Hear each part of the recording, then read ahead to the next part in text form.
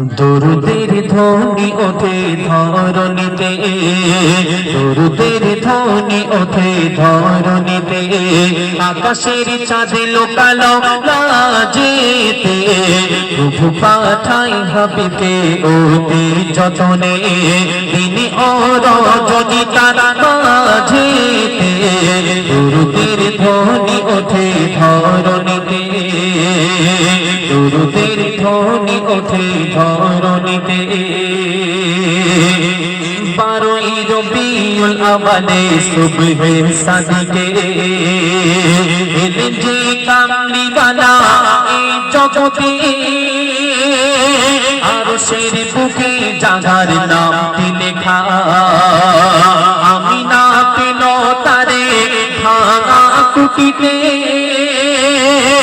উম্মতের দিশা নবী, কোরআনের ভাষা নবী, উম্মতের দিশা নবী, কোরআনের ভাষা নবী, মাওলা খুদ পড়ে দরজার নামেতে, দরুদের ধ্বনি ওঠে ধরণীতে, দরুদের ধ্বনি ওঠে ধরণীতে। যখন আম্মা জান হালিমাতুস সাদিয়া রাদিয়াল্লাহু আনহা আল্লাহ নবীকে যখন উটের উপর সওয়ার হয়ে যখন মক্কা থেকে নিয়ে যাচ্ছেন, একটা উটের উপর এসেছিল যে উটটা আগে হাঁটতে পারতো না, আল্লাহ নবী সাল্লাল্লাহু আলাইহি সাল্লামকে যখন উটের উপর বসানো হলো, এই উট কি গতিতে রকম লিখছেন শুনুন।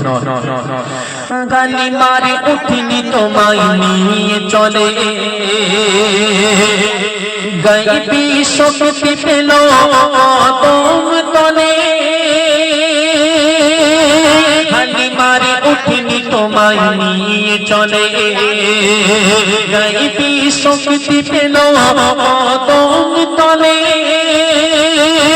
দুর্বল উঠনি ছিল সবার পিছে, মুস্তাফা পেশ সবার আগে চলে, মেঘের দল উড়ে এসে নবীকে ভালোবেসে, মেঘের দল উড়ে এসে নবীকে ভালোবেসে, ছায়া করে নুরানি দমেতে, দরুদের ধ্বনি ওঠে ধরণীতে, দরুদের ধ্বনি ওঠে ধরণীতে।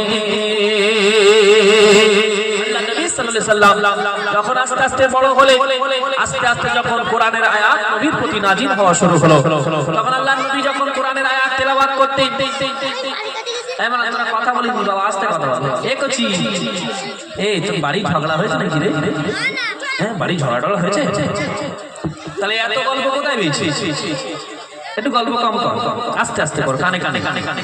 আল্লাহ নবী সাল্লাল্লাহু আলাইহি সাল্লাম যখন যে কোরআনের আয়াতগুলো নাজিল হতো, আল্লাহ নবী যখন কোরআনের আয়াতগুলো তেলাওয়াত করতেন, মানুষ তো মানুষ, জিনেরাও দাঁড়িয়ে দাঁড়িয়ে আয়াতগুলো শুনতো, যে ফেরেশতারা আয়াতগুলো নিয়ে আসতো তারাও দাঁড়িয়ে শুনতো।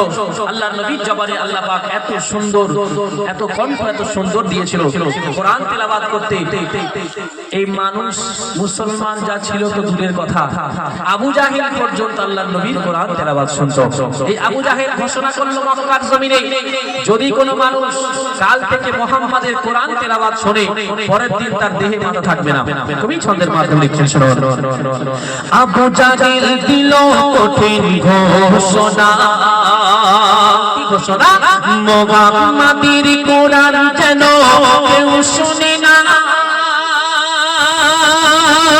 শুনে যদি কোরআন তবে দেখো মনে, দেহেতে প্রান্তি তোমার আর রবে না, রাসূলের কোরআন শুনে আবু জাহেলকে দিয়ে ওঠে, রাসূলের কোরআন শুনে আবু জাহেলকে দিয়ে ওঠে, বলে সিদ্দিকের কোরআন শুনে ধরে থাকা যাবে না, দরুদের ধ্বনি ওঠে ধরণীতে, দরুদের ধ্বনি ওঠে ধরণীতে। ঘোষণা এই কারণে দিয়েছিল যে আমি মুহাম্মাদের এত বিরুদ্ধে থাকি, আর আমি যদি কোরআন তেলাওয়াত শুনতে যাই মক্কার মানুষেরা কাল থেকে আমার কথা কেউ শুনবে না, কারণ লুকিয়ে লুকিয়ে কোরআন শরীফটা ও শুনবে আর কাউকে শুনতে দেবে না, এই কারণে ঘোষণা করেছিল। শেষ কথায় কবি লিখছেন, শুনো, যেখানে মূর্তি পূজা বিরাজ করে নবী যাই তাওহীদের ঝান্ডা ধরে, আমিনার নয়ন তারা এলো দেখো, আধার দূর করে আলো আসে ফিরে,